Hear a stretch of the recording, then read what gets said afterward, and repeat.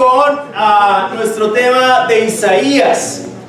Para los que toman nota, el título de mi sermón hoy es "Aquí estoy yo, envíame a mí". Es un título que sale del texto que vamos a estudiar el día de hoy. Y quería introducir con una frase de Greg Laurie con respecto al Evangelio, con respecto a la predicación, con respecto al tema que vamos a hablar el día de hoy. Él dijo lo siguiente: nuestra tarea no es ganar personas para Cristo, simplemente, sino presentar el Evangelio con claridad y dejar que el Evangelio, que es el poder de Dios, Romanos 1:16, haga su trabajo poderoso. Con eso quiero introducir, porque evidentemente lo que vamos a hablar el día de hoy es precisamente de eso. Concretamente, o más concretamente, acerca de la naturaleza del llamado del profeta Isaías. Quiero que vayamos a Isaías 6. Isaías 6.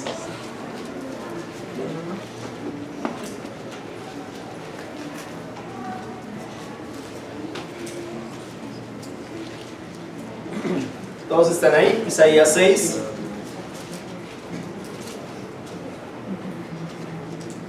Espero que estén animados, tranquilos, frescos, que nadie se vaya a dormir.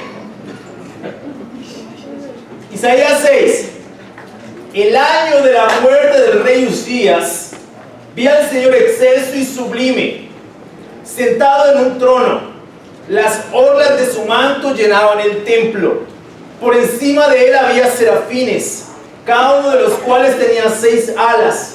Con 2 de ellas se cubrían el rostro, con 2 se cubrían los pies, y con 2 volaban, y se decían el uno al otro: Santo, santo, santo es el Señor Todopoderoso. Toda la tierra está llena de su gloria. Al sonido de sus voces se estremecieron los umbrales de las puertas y el templo se llenó de humo. Entonces grité: ¡ay de mí! Estoy perdido. Soy un hombre de labios impuros y vivo en medio de un pueblo de labios blasfemos, y no obstante mis ojos han visto al Rey, al Señor Todopoderoso. En ese momento voló hacia mí uno de los serafines. Traía en la mano una brasa que con unas tenazas había tomado del altar. Con ella me tocó los labios y me dijo: mira, esto ha tocado tus labios.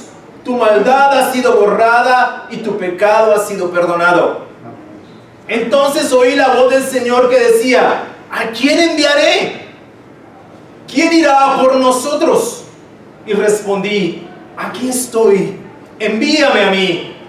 Él dijo: ve y dile a este pueblo: oigan bien, pero no entiendan.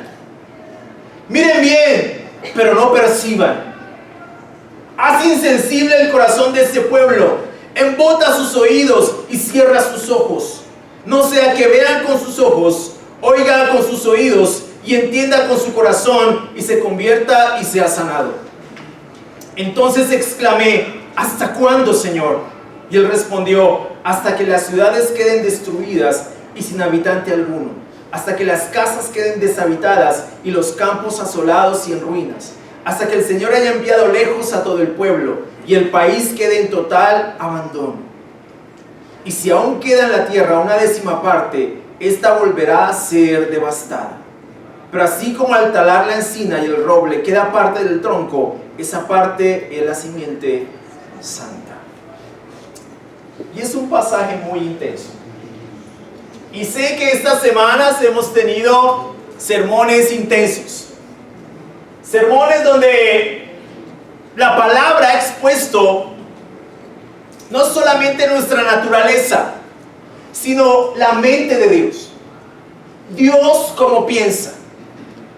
Y evidentemente nosotros tenemos que tomar el pensamiento de Dios de la Biblia, no de lo que nosotros creemos que Dios piensa, o de lo que la gente piensa que Dios piensa, o de lo que la cultura presume como el pensamiento de Dios.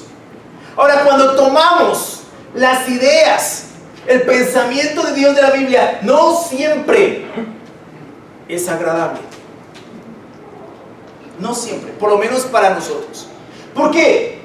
Porque también nos han vendido una idea muy romántica de Dios. Y yo entiendo eso. Yo le decía a un grupo de predicadores con los que estoy trabajando, yo no predico duro. Lo que pasa es que hoy el mensaje del evangelio, la predicación se ha vuelto tan laxa que pareciera que predico duro. Pero no es cierto. Desafortunadamente es así. Claro, cuando tú lees estas cosas, suenan supremamente difíciles. Suenan duras. Suenan complejas. Suenan difíciles de entender. Pero nuevamente tenemos que tomar la idea, por decirlo de alguna manera, nuestra teología de las Escrituras, no del pensamiento de afuera. Ni siquiera de que nosotros presumimos que Dios piensa. Porque como les decimos, o les dije, tenemos una idea muy romántica de Dios. Nos han vendido una idea muy romántica de Dios. Dios sí es amor. Dios es gracia. Claro que sí. Pero sus atributos se presentan al mismo tiempo que los demás de su carácter: justicia, celo, ira, rectitud, santidad. No podemos hablar solamente de un atributo y fraccionar, disectar a Dios de alguna manera y hablar solamente de algo de Él. Y lo demás, ¿dónde lo dejamos? Necesariamente tenemos que abordar esto. Tenemos que hacerlo, tenemos que tomarlo, tenemos que lidiar con estas ideas, así nos cuesten un poco de trabajo. Así nos cuesten un poco de trabajo. Pero era con lo que tenían que lidiar los profetas en esa época. Los profetas no eran muy amados, no eran muy queridos. Generalmente un profeta traía malas noticias. Entonces no eran personas que fueran muy amadas, muy bien recibidas. De hecho, si ustedes leen Jeremías se le conoce como el profeta llorón. Él escribe Lamentaciones. Era el único profeta que predicaba el mensaje correcto en esa época entre muchos otros profetas. Y no era algo sencillo. De modo que lo que leemos aquí es la naturaleza del llamado del profeta Isaías. La naturaleza de ese llamado tiene tres aspectos esenciales que lo hacen un llamado único, pero a la vez profundamente relevante para la iglesia de todas las épocas, incluidos obviamente nosotros. Y ese primer aspecto, o el primero de esos aspectos, es el carácter de quien hace el llamado. Y es de lo que les he venido hablando. Este primer aspecto, sin lugar a dudas, describe el carácter de Dios. Lo pudimos leer del versículo 1 al versículo 4. Y es quizás dentro del contexto de este texto la parte más importante a tratar. Los profetas conocían a Dios, porque Dios se les revelaba y les hacía manifiestamente clara su presencia majestuosa y por consiguiente su voluntad. No existía la posibilidad de que un verdadero profeta no conociera a Dios. Los profetas conocían a Dios, caminaban con Dios, Dios se les revelaba. Por lo tanto, si nosotros queremos tener una imagen correcta de quién es Dios, tenemos que ir a los profetas. Tenemos que conocer esta revelación si queremos tener un presupuesto cierto de quién es Dios. Eso es muy importante. Y eso es en lo que voy a invertir un poco más de tiempo hoy. Lo que garantizaba la legitimidad del mensaje recibido era precisamente eso, la revelación que Dios hacía de sí mismo a los profetas, y en este caso particular a Isaías. Ahora bien, la descripción que hace Isaías del carácter de Dios es profundamente detallada.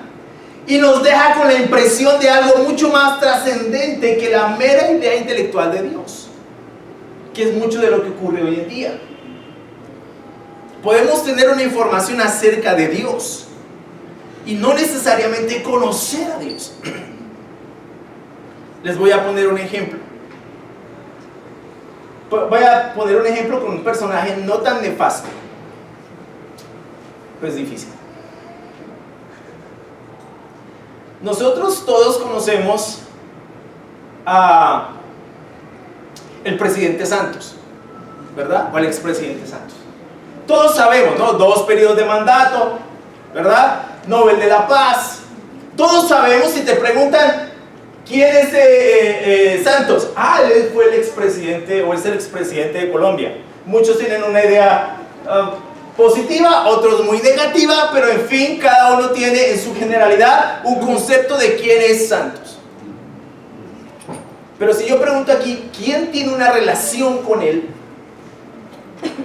Ninguno va a levantar la mano, a no ser que sea amigo de él. Pero es muy diferente saber cosas acerca de alguien a conocer objetivamente a alguien.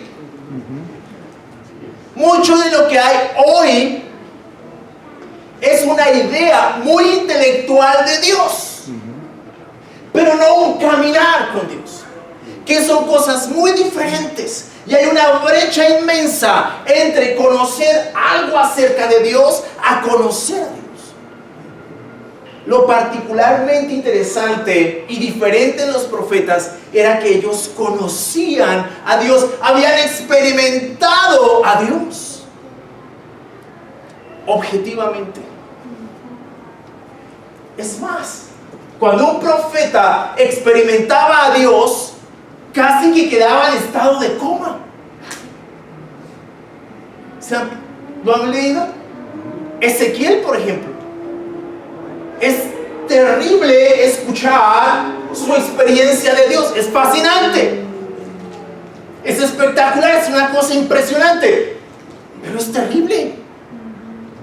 Este hombre quedó enfermo después de haber experimentado a Dios. Si yo le pregunto, pudiéramos tener la posibilidad de preguntarle a Ezequiel, oye, ¿tú conoces a Dios? Por supuesto que lo conozco. Por supuesto, sé quién es Dios. Lo experimentó de forma objetiva. Y no porque sintió alguna experiencia emocional de yo no sé cómo, sino porque evidentemente lo conoció, lo vio en su gloria. Y eso son dos cosas muy diferentes. Entonces, conocer el pensamiento de los profetas no es solamente conocer una mera idea intelectual de Dios, es conocer a Dios en el Antiguo Testamento. Por eso es que es tan importante esta parte.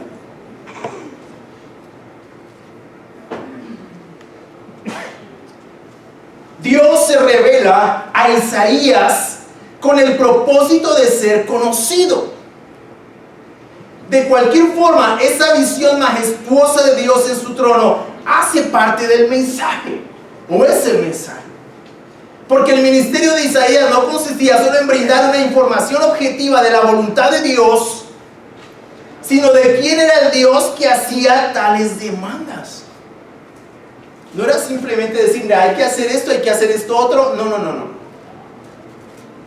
Primero que cualquier otra cosa, él comunicaba quién era el que hacía tales demandas. Él hablaba de parte de Dios y delante de Dios. Por lo tanto, el mensaje de los profetas era algo profundamente valioso. No solamente para el contexto del pueblo de Dios en esa época, sino para nosotros como iglesia. Por eso es que en los púlpitos se tiene que abrir la Biblia.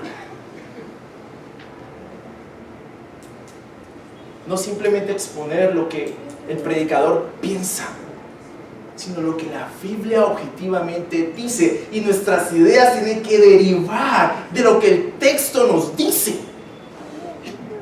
De otro modo vamos a estar simplemente especulando con respecto a Dios. Vamos a tener una idea muy equivocada de quién es Dios. Y la cosa es que crecemos con una idea equivocada de quién es Dios, desde que somos pequeños. Se nos pinta un Dios que no es. Y siempre cuando imaginamos a Dios, imaginamos a un señor de barba larga, sentado en un trono. Esa no es la imagen de Dios. Ese no es Dios. ¿Sí me explico? No es Dios. Y como tenemos esa idea romántica de Dios, por lo tanto su voluntad también se vuelve algo romántico. Y pensamos que Dios hace concesiones con su carácter y con su voluntad. Pensamos que hacer la voluntad de Dios es algo que es para nosotros opcional y que lo podemos hacer en el momento que nosotros queramos. Pero cuando tú ves la experiencia de los profetas, te das cuenta de algo completamente distinto. Cuando estos hombres recibían la palabra de Dios, no solamente se desmayaban, sino que se infundía en ellos un profundo temor y una profunda responsabilidad de ir y comunicar ese mensaje que acababan de recibir. Por eso es que es tan importante conocer no solamente su voluntad, sino quién está detrás de esa voluntad. Eso nos va a llevar a cumplir objetivamente su voluntad. La Biblia o las Escrituras no son la lista de cosas morales que tenemos que hacer, o como muchos dicen, el manual de vida para vivir la vida que Dios quiere que vivamos. Ciertamente existen esos parámetros morales y hay una vida que debemos vivir de cierta manera, y la Biblia nos indica la ruta para hacerlo, pero ciertamente, esencialmente es más que eso, e Isaías lo dejó claro en esta parte de su libro. La Biblia es la autorrevelación de Dios, principalmente de su carácter, de quién es Él, de su voluntad para nosotros en virtud de su carácter y de cómo ha lidiado con el ser humano a lo largo de su historia. Eso lo encontramos en las Escrituras. Por eso yo no puedo leer la Biblia así. No, llego en la mañana y bueno, voy a abrir a ver qué me dice.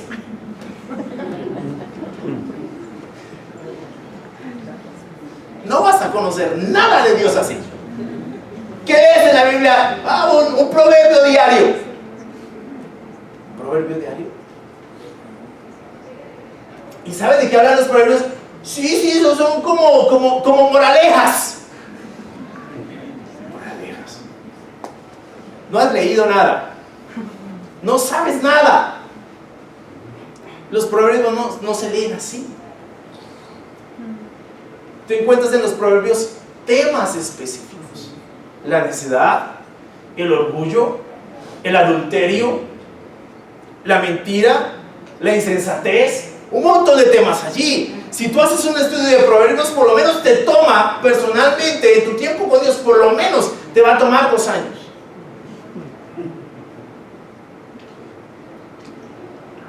Ya estudié los proverbios, ¿sí? ¿Cuánto te tomó? 1 hora. ¿1 hora? ¿Qué leíste? No leíste, no estudiaste los proverbios. Entonces, si se dan cuenta, cuando vamos a la Biblia, cuando vemos el trabajo de los profetas, cuando vemos su caminar con Dios, vemos hombres que conocían, invertían tiempo con Dios. Tú puedes, si tuviéramos a cada uno de los profetas sentados en este lugar y cada uno pudiera pasar a compartir algo acerca de Dios, te aseguro que nos toma más tiempo del que nos imaginamos estar aquí parados. Va a ser impresionante. Pero los tenemos allí. Podemos conocerlo por lo que ellos nos dejaron allí escrito. Podemos conocer a Dios. Y nuestra tarea, si queremos llamarlo de esa manera, nuestro propósito en la vida, nuestra labor, nuestra finalidad como cristianos, y si tú quieres ser un cristiano, objetivamente es conocer a Dios. Juan 17:3 dice que la vida eterna consiste en conocer a Dios y a su Hijo Jesucristo. En eso consiste la vida eterna. Entonces se trata más de lo que hacemos cada domingo aquí. Se trata de conocer. Y conocer, nuevamente, no se trata única y exclusivamente de recibir una cantidad de información y datos acerca de quién es Dios. Es relacionarme con Dios. Puedo conocer mucho acerca de Dios sin tener una relación con Él, sin haber experimentado a Dios en mi propia vida, sin sentir temor de Dios, sin sentir gozo en su presencia, porque solamente me queda con una mera idea teológica, nada más. Pero es mucho más que eso. Los profetas conocían a Dios y los profetas hacían que el pueblo conociera a Dios con su predicación.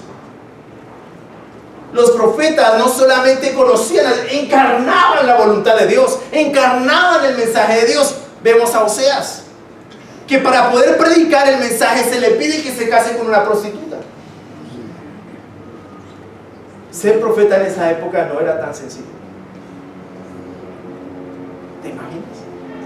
Solamente para que él pudiera experimentar lo que Dios experimentaba con relación a su pueblo, la infidelidad de su pueblo. Imagínate, estos hombres conocían a Dios. Amén. El reclamo de Oseas en Oseas 4 es que el pueblo se había extraviado porque no conocía a Dios.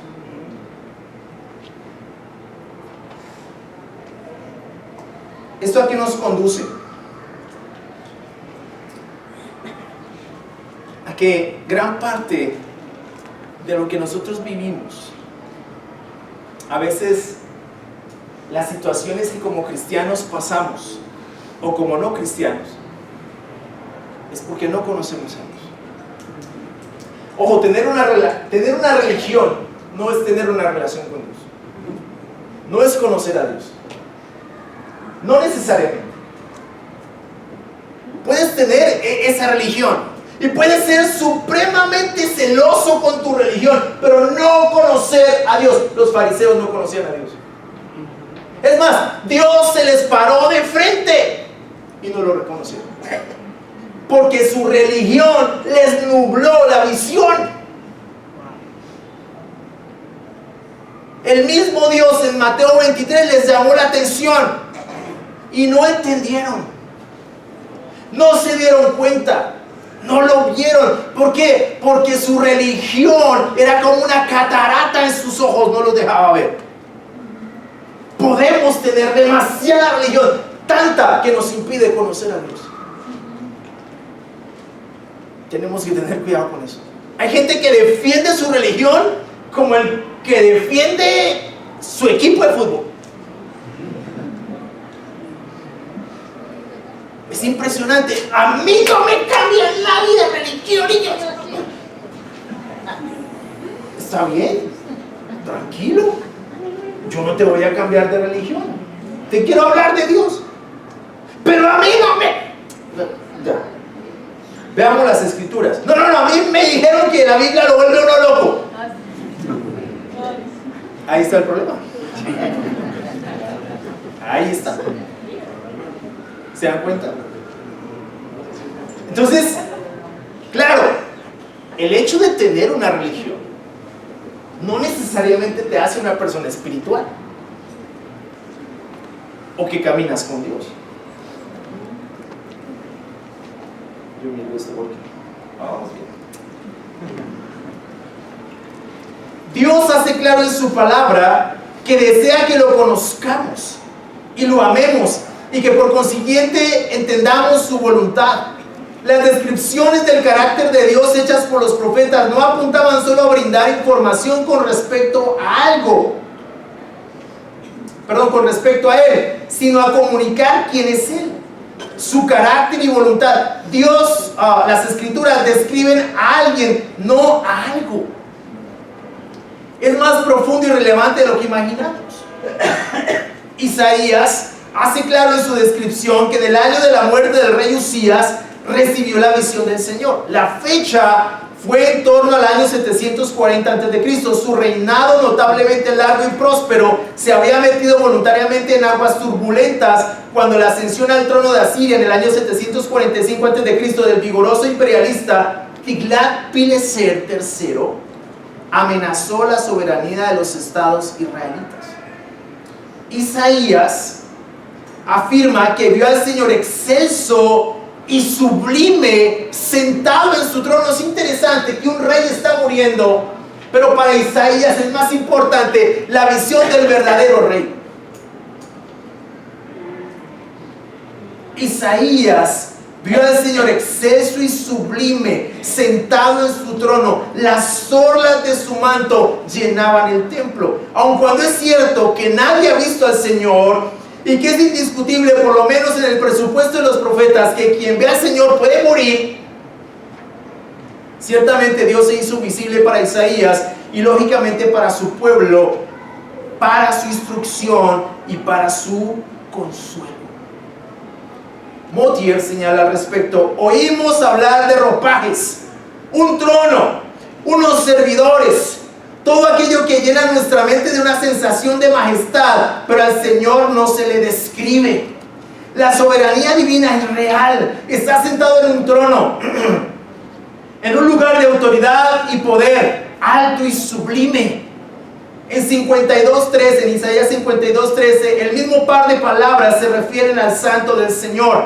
En 57:15, al Dios eterno en persona. Aquí cabe una referencia personal. El Señor es alto en su propia naturaleza, exaltado, sublime, por el reconocimiento de su soberanía.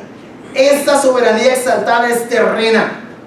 La frase "llenaban el templo" expresa la verdad general de que Dios está presente en toda su majestad en el centro de la vida de su pueblo. El templo no es un mero símbolo de su presencia, constituye su realidad. Ahora, los cristianos, ojo lo que voy a decir, somos templo del Espíritu Santo. Lo que hay dentro de nosotros es la realidad de Dios mismo. Es Dios dentro de nosotros. Eso no nos hace dioses. Ojo, hay gente que dice eso no nos hace dioses. Simplemente se cumple con la promesa de que el Espíritu Santo iba a ser nuestro defensor, nuestro guía, nuestro paracleto, nuestro consolador, el que nos iba a conducir a la verdad a través de la palabra de Dios. Esa es la promesa que se cumple, que el Espíritu Santo iba a ser el sello, garantía de nuestra salvación. Eso es una realidad en nosotros. Es más sublime de lo que imaginamos. Eso nos tiene que llenar de profunda reverencia, de profundo temor, de vivir conforme a la voluntad de Dios. Amén. Lo que decía Eugenio el viernes: el Señor se deleita en un cristiano. El Señor vive, mora en un cristiano. El Señor ve a Cristo en un cristiano. Eso nos tiene que llevar a vivir vidas en función, en virtud del Espíritu Santo. Es decir, vidas santas. ¿Sí me explico? Era lo que experimentaban los profetas. Cuando ellos conocían a Dios, era impensable para ellos la sola idea de apartarse de Él. Ahí es donde yo no entiendo por qué en nosotros como cristianos está esa idea a veces de apartarnos. La respuesta está en: no conocemos suficientemente a Dios. No lo hemos experimentado objetivamente, suficientemente en su palabra. Tal vez porque no le invertimos tiempo a estudiar su palabra. ¿Sabes cuánto le tomaba a un profeta pasar tiempo con Dios? Horas, tal vez días, para conocerlo. Y a veces nosotros como cristianos pensamos que 10 minutos de leer la Biblia es suficiente para conocer a Dios. No. Ese tiempo no es nada, absolutamente nada comparado con la majestad de Dios. Ahora ellos entendían que era un rey porque vivían en medio de reyes, vivían en medio de palacios. Ellos sabían lo que significaba un rey y la majestad de un rey y de sus palacios. Nosotros nunca hemos estado ahí. Escasamente hemos ido a la casa de Nariño. Pero ellos sabían que era eso. Cuando Isaías vio a Dios sentado en su trono, su vida cambió profundamente. Lo interesante es que eso quedó allí para nosotros.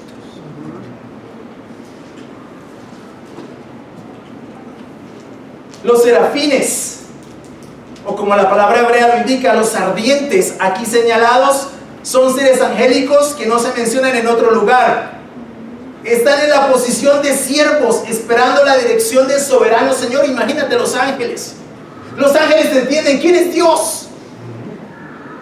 De hecho, el que un par de alas cubran sus pies y 2 alas cubrían su rostro, eso indicaba que no podían ver al Señor. Y que 2 alas cubran sus pies no necesariamente se debe interpretar como que cubren sus partes íntimas. Ese eufemismo se usa para referirse en el Antiguo Testamento a veces a las partes íntimas. De lo contrario, se le estaría atribuyendo de forma inapropiada una aparente sexualidad que estos seres no tienen. Se refiere más bien al uso metafórico del pie como el órgano de la actividad y la dirección que tomamos en la vida. Al cubrir sus pies, rehusaban a toda intención de elegir su propio camino, solo deseaban moverse como les indicaba el Señor. ¿Saben por qué? Porque ellos entendían que Dios era soberano. Eso hizo la diferencia.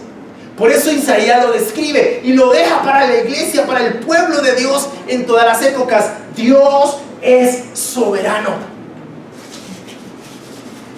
Por lo tanto, Dios es el Señor de cada cristiano. Por lo tanto, nosotros tenemos que hacer la voluntad de Dios porque Dios es soberano, no porque la lista de cosas que tenemos que hacer.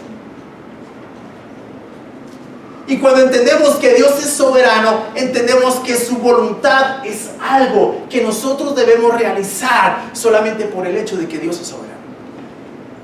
Majestuoso, bello, perfecto. Ese es Dios. Santo, sublime, alto, excelso. Eso cambió a Isaías. Nos tiene que cambiar a nosotros.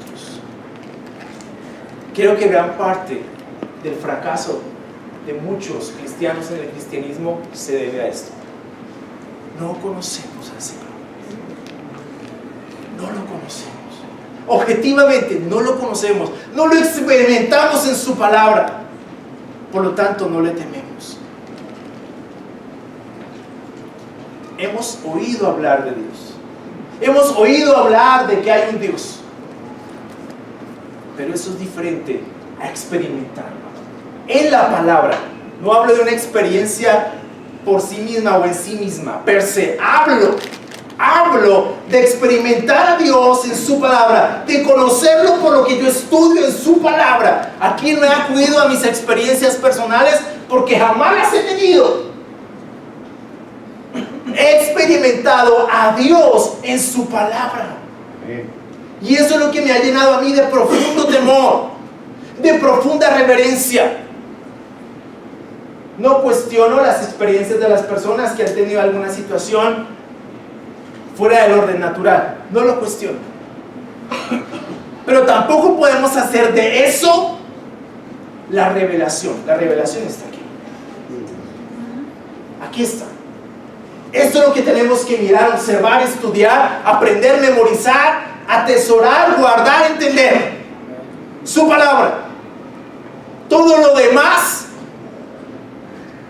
mientras apoye esto, está bien. De lo contrario, digo, no lo cuestiono, no lo discuto, no lo pongo en duda. No, cada cual experimenta lo que experimenta. Pero objetivamente, el conocimiento de Dios nos llega por medio de la Biblia. Esa es su presentación, su autorrevelación. Allí podemos conocer objetivamente a Dios. Fíjate que aquí te he hablado de la experiencia de Isaías, de un profeta que recibe la revelación de Dios directamente y que la escribe. Es lo que estoy hablando, no estoy hablando de otra cosa distinta. Hay muchos que dicen, no, mira, ayer me entrevisté con el Señor. Ayer hablé con el Señor y el Señor me dijo que los que tienen aquí, cada uno un carro, lo tienen que dar a la iglesia. Carleta.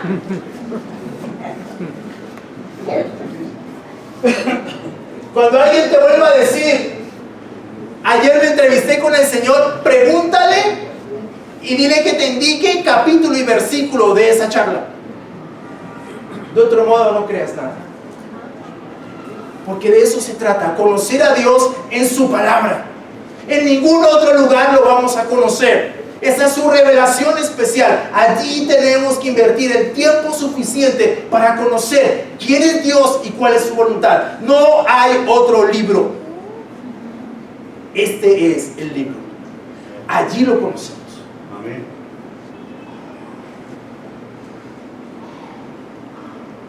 Se decían estos ángeles, estos serafines, el uno al otro: Santo, Santo, Santo es el Señor Todopoderoso, toda la tierra está llena de su gloria. La repetición subraya la santidad infinita de Dios. Grudem señala que la santidad de Dios se puede definir como que Él está apartado del pecado y dedicado a buscar su propio honor. La primera visión del profeta tiene que ver con la santidad y la gloria de Dios. A pesar de que los serafines no se atreven a mirarla, el pueblo de Dios las ha ultrajado sin remordimiento alguno, que es lo que hemos visto hasta ahora en los primeros 5 capítulos de Isaías. Mucho me temo que la iglesia no ha hecho algo diferente a eso también. Pero la idea de conocer a Dios es precisamente entender hacia dónde debemos ir con relación a Él, con relación a su carácter, con relación a su voluntad. Por eso es tan importante conocer esto de Dios. Fíjate que mucho de la predicación hoy tiene que ver con ¿qué hay para mí en la Biblia?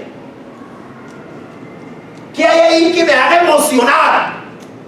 Que me haga sentir no hay nada. En serio, de verdad, a veces es como se vuelve extraño eso. Como que tienes que estar todo el tiempo animando a la gente a algo. No sé, como tipo coaching, una cosa así. No, aquí estamos conociendo a Dios. Y eso tiene que ser suficiente para nosotros.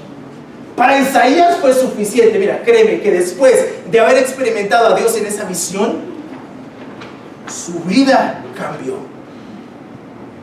Y es lo que vamos a ver ahorita en el segundo punto. Toda esta visión de la soberanía, majestad, santidad y poder de Dios debe dejarnos a nosotros como la iglesia una impresión verdadera y precisa de quién es Dios o quién es el Dios a quien servimos y amamos. Es un Dios que exige de nosotros no solo que lo conozcamos, sino que lo amemos y le temamos. Ninguna parte de esta revelación es inadecuada y sin propósito.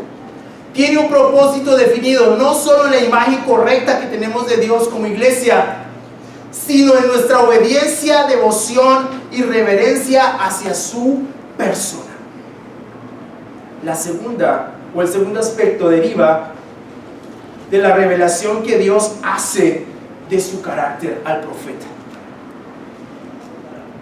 El carácter de quien es llamado. Versículo 5 al versículo 7. La terrible exclamación de Isaías, cuando él dice en el versículo 5, si quieren volvemos ahí para refrescar. Entonces grité: ¡ay de mí, que estoy perdido! Soy un hombre de labios impuros y vivo en medio de un pueblo de labios blasfemos, y no obstante mis ojos han visto al Rey, al Señor Todopoderoso. Esta exclamación surge del hecho de que evidentemente se suponía que cualquiera que viera a Dios moriría de inmediato. El carácter de Dios revelado a Isaías hace que el profeta reconozca sus propias miserias y las de su pueblo, y se considere inmerecedor de tanta bondad y majestuosidad. a pesar de su maldad invariablemente reconocida, es consciente de que sus ojos han visto al Rey, al Señor Todopoderoso. Su vida cambió. Esta comprensión correcta y precisa de su humanidad por parte del profeta es el presupuesto correcto de la antropología del Evangelio, antropología que los predicadores contemporáneos han cambiado y alterado. El asunto es que si cambiamos la antropología del Evangelio, estamos cambiando entonces el Evangelio. Cuando yo hablo de que se ha cambiado la antropología del Evangelio, hablo de que el hombre en el plan de Dios ocupa un lugar. Es un siervo, es una criatura, y Dios es el centro de todo el plan. Dios es lo más importante y su Hijo Jesucristo. Pero hoy mucho de la teología contemporánea se ha encargado de colocar al ser humano en el centro y a Dios a su alrededor. En pocas palabras, el hombre que debería servir a Dios ahora exige que Dios lo sirva a él. Con frases como le mencioné en alguna otra oportunidad, como tu fe activa el poder de Dios. ¿En serio? ¿Dios es así de pequeño? ¿Que necesita de tu fe para moverse? ¿Es en serio? ¿Dónde estabas tú cuando Él creó todo esto? Porque no estábamos y no necesitamos de nuestra fe para eso. ¿Cómo es que ahora, después de haber hecho toda la creación, necesita de nuestra fe para moverse? Eso no tiene ningún sentido. ¿Por qué tiene sentido para ellos? Para muchos de ellos, porque cambiaron la antropología del Evangelio y pusieron al hombre en el centro. Eso es equivocado. Muchos lo llaman hoy el Evangelio humanista contemporáneo. Se trata del hombre por el hombre. No se trata de Dios en el centro. Cuando eso cambia, evidentemente, el Evangelio es cambiado. Isaías no se veía como merecedor de algo de parte de Dios. Todo lo contrario. Tanto él como su pueblo eran indignos, eran gente impura y de labios blasfemos. Esa comprensión de su propia humanidad lo ubicó en la posición correcta que le permitió ser justificado. ¿Qué hizo que su maldad fuera borrada y su pecado perdonado? Que se reconoció como pecador, que se reconoció como alguien miserable, de labios impuros y de gente impura. Tenemos una imagen de eso en la parábola del fariseo y el cobrador de impuestos. En Lucas 18, 9 al 14, cuando el fariseo dice: ay, Señor, gracias porque no soy como ese cobrador de impuestos. ¿Se acuerdan? Yo ayuno 2 veces a la semana, doy la 10ª parte de lo que yo gano, cumplo con todo. ¿Qué decía el cobrador de impuestos? Perdón, ni siquiera se atrevía a levantar la cabeza. Se sentía inmerecedor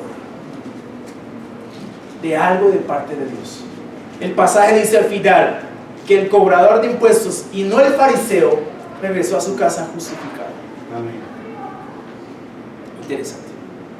También tenemos una imagen de eso en Lucas 23, 40 al 43.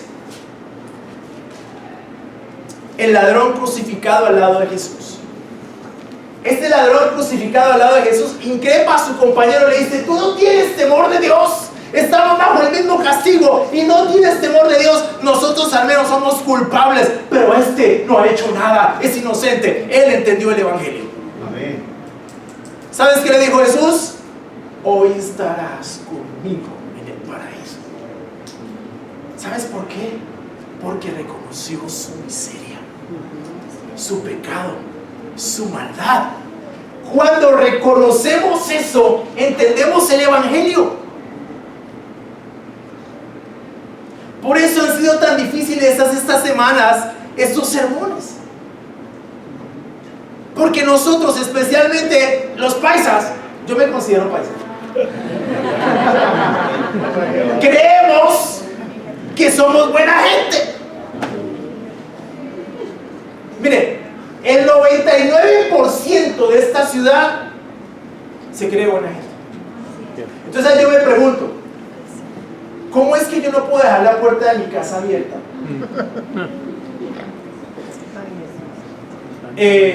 Toda la noche, y que mis hijos se muevan libremente sin problema. Ahí yo me entra un interrogante: ¿será que el 1% de los que no son cristianos se fueron a vivir a mi barrio? Puede ser, porque es que el 99% son buena gente, son cristianos, son gente bien. No es verdad, no es cierto. Somos malos. Somos malos. Hemos pecado. Hemos hecho lo malo. Mientras no reconozcamos eso, difícilmente nos vamos a ver como Dios nos ve, y casi que imposible vamos a entender el Evangelio. Necesitamos entender que somos malos. ¿Entender? Y eso nos pone en la posición correcta, como el fariseo, como el cobrador de impuestos y como el ladrón en la cruz. Nos pone en el lugar correcto. O como la mujer que lavó los pies de Jesús con sus lágrimas y los secó con sus cabellos en la casa de Simón el fariseo. El Simón el fariseo solamente atina a decir: si usted fuera profeta entendería quién está lavando los pies. Una pecadora, una mujer de su pie. Jesús entiende lo que está pensando y le dice: mira, Simón, cuando yo llegué no me ungiste con aceite, que eso se hace con todo invitado, mientras que esta mujer no ha dejado de ungirme con sus lágrimas. Cuando llegué no me recibiste con un beso, y esta mujer no ha dejado de besarme los pies. Por eso te digo que sus muchos pecados serán perdonados, porque al que mucho se le perdona, mucho amor muestra. Esa mujer entendió quién era y quién era Jesús. Paradójicamente, estos religiosos jamás entendieron quién era Dios, quién era Jesús y lo que pedía de ellos. No entendieron el Evangelio. Solamente se acunaban en su autojustificación, en su bondad, en su idea de que eran buenas personas, en que eran bella gente, en que no le hacían nada mal a nadie. Jamás entendieron su naturaleza en función del carácter de Dios. ¿Saben por qué es eso? Porque nosotros hemos por años entendido el pecado en términos de sus consecuencias. Entonces, como yo no he matado, yo no he robado, ¿cierto? Yo no he atracado, yo no he sido esas cosas difíciles, nefastas, yo soy buena gente, ¿cierto? No, yo solo he mentido, soy hipócrita. Ahí, a veces le cogí un dinerito a mi mamá, pero pues no fue nada así mucho, ¿cierto? Nos autojustificamos. ¿Por qué? Porque nosotros vemos el pecado en términos de sus consecuencias. Humanamente, Dios no lo ve así. Dios lo ve en términos de su naturaleza. Para Dios el pecado es maldad, así sea una mentira piadosa. Ahora, si vamos a hacer la mentira piadosa, hagamos todo piadoso. El adulterio, el robo, todo. Ya lo santificamos y acabado el problema, ya nadie es malo. No deberían haber cárceles, porque todo es bueno. Hagámoslo de esa manera. Si vamos a santificar un pecado como la mentira, santifiquémoslos todos. ¿Sí? Ya ha entrado en gastos, dicen ahí. Hagámoslo, ¿no? Pero no es cierto.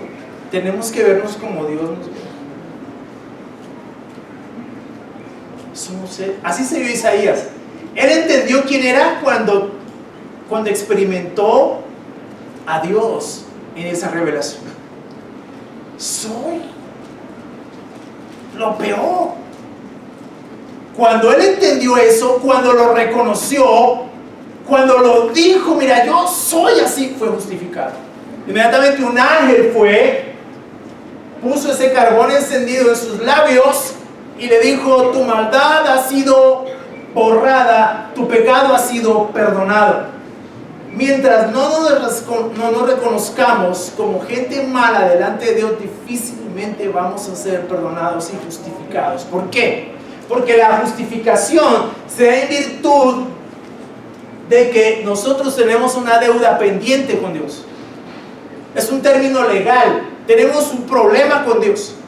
Si yo me considero buena gente, entonces yo nunca creo que tengo un problema con Dios, por lo tanto no voy a ser justificado porque no lo necesito. ¿Sí? Pero cuando yo entiendo, ok, yo he pecado contra Dios, estoy mal delante de Dios, necesito arrepentirme de mis pecados, entonces Dios te justifica, porque reconociste tu maldad delante de Él. De eso se trata el Evangelio. Si no entendemos eso, no entendemos el Evangelio. Ahora, ojo, ¿cómo somos justificados? ¿En virtud de lo que hacemos nosotros? No. ¿Qué hizo Isaías? Nada. Reconoció su maldad, reconoció su pecado. Ahora, ¿quién pagó por ese pecado? Cristo. Cristo fue tratado como el pecado mismo, el justo por los injustos. Cristo pagó la deuda que yo debía clavándola en la cruz. Colosenses 2, 12 y 13. Para que yo reconociera mi pecado, mi maldad, me arrepintiera. Una vez me arrepiento de mis pecados, me bautizo para el perdón de mis pecados, soy justificado. Es decir, que la justicia de Cristo se imputa en mí. Y quedo justo como si jamás hubiese pecado. ¡Amén! Si eso no son buenas noticias, no sé qué sean buenas noticias. La buena noticia es que no hay karma. El karma es carreta. La reencarnación es carreta. La justificación es la verdad.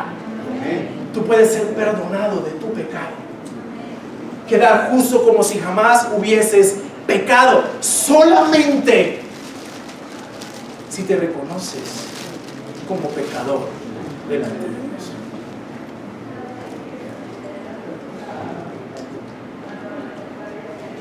El tercer y último aspecto es el carácter del mensaje. Isaías escucha la voz del Señor preguntando: ¿a quién enviaré? ¿Quién irá por nosotros? El profeta sin titubear responde: aquí estoy yo, envíame a mí. Y el Señor le da el mensaje que debe comunicar a su pueblo que se ha rebelado contra Él. Un mensaje duro, un mensaje difícil, un mensaje que uno dice: oiga, ¿será que eso sí lo tengo que comunicar? Por supuesto que sí. Ese mensaje hay que comunicarlo. Es el mensaje que Dios le pide al profeta que comunique a su pueblo. Es un mensaje duro, es un mensaje difícil. Ahora, dice: oigan bien, pero no entiendan, miren bien, pero no perciban. Haz insensible el corazón de este pueblo, embota sus oídos y cierra sus ojos, no sea que vean con sus ojos, oigan con sus oídos y entiendan con su corazón y se conviertan y sea sanado. Ese era el mensaje. Pero ¿por qué un mensaje de esta magnitud? Era un pueblo endurecido. Era un pueblo completamente endurecido, encallecido en su corazón. Lo único que iba a hacer la palabra de Dios predicada en ese contexto era endurecer algo que ya estaba endurecido. Era difícil ese mensaje. Era muy duro ese mensaje. Pero había que hacerlo, había que darlo.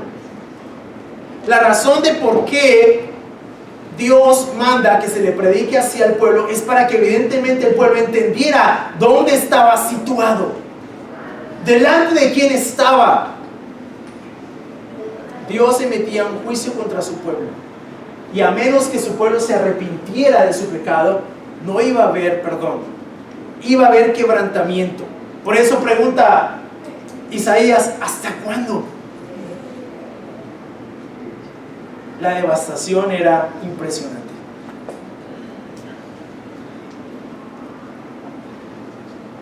La respuesta es evidentemente devastadora, pero a la vez esperanzadora.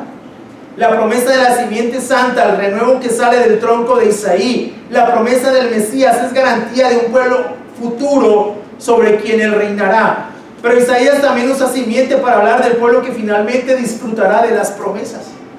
Sin lugar a dudas, esto tiene que ver con nosotros como iglesia. Cristo es el renuevo del tronco de Isaí. No podemos pasar por alto el mensaje que se nos presenta en la persona del Mesías, a pesar de toda la apostasía que vemos. Todavía existe un remanente de su pueblo que está decidido a ser fiel y a obedecer su palabra. Podemos unirnos, o puedes unirte a ese remanente fiel, o endurecer tu corazón y apartarte categóricamente de la posibilidad de su gracia. Por eso el escritor de Hebreos continuamente dice: si hoy escuchan su voz, no endurezcan su corazón. Hoy escuchaste la voz de Dios. Amén. Predicada en su palabra. No endurezcas tu corazón. No endurezcas tu corazón. Porque si tú decides hacer eso, Dios va a hacer por medio de su palabra lo que hace el sol con el barro: endurecer. Pero si con corazón noble escuchas la predicación, la palabra de Dios, Dios va a hacer lo que hace el sol con la cera: ablandar. Finalmente, Dios no puede endurecer a alguien más allá de lo que Él mismo está endurecido, porque Dios no puede producir más mal en el corazón de una persona del que ya existe, porque Dios no hace lo malo. Pero su palabra causa ese efecto, dependiendo del estado de tu propio corazón. Es lo que explica Mateo, en Mateo 13:15, refiriéndose a este mismo pasaje: porque el corazón de este pueblo se ha vuelto insensible, se le han embotado los oídos y se les ha cerrado los ojos. De lo contrario, verían con los ojos, oirían con los oídos, entenderían con el corazón y se convertirían y yo los sanaría. Y eso es lo que Dios quiere hacer. Pero no endurezcas hoy tu corazón. La buena nueva del Evangelio es que Dios realmente te quiere justificar, nos quiere justificar. Amén. Si tú nos visitas por primera vez, si estás estudiando la Biblia, no endurezcas tu corazón. Estudia el Evangelio, conoce profundamente su voluntad y haz su voluntad. La naturaleza del llamado de Isaías nos deja claras tres cosas. Uno, la soberanía y la santidad de Dios como dueño del llamado. Dos, la naturaleza del ser humano y su necesidad de Dios. Somos malos, necesitamos de Dios. Y tres, el mensaje como medio de proclamación de la bondad de Dios, pero también de su justicia. Muchas gracias, muy amables.